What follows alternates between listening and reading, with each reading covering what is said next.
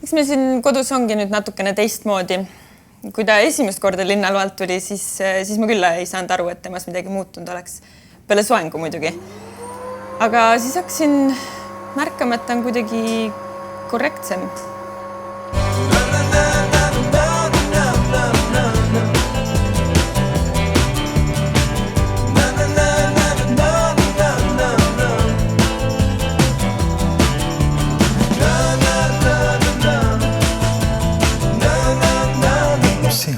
No kohati isegi liiga korrektne.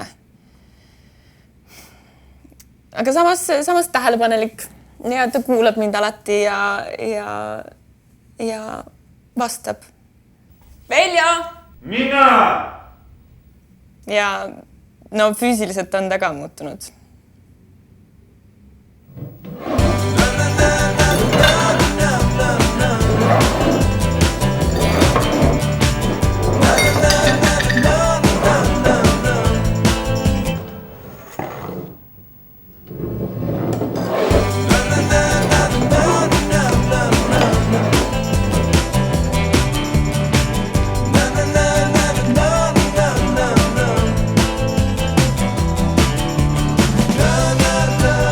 Ühesõnaga, kõik väga positiivsed arengud.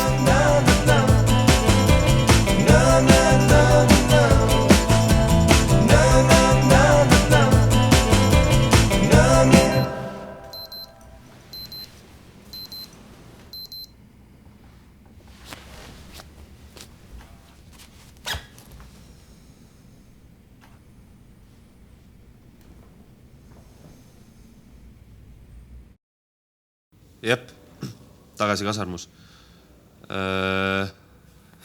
Vaata järgmist osa.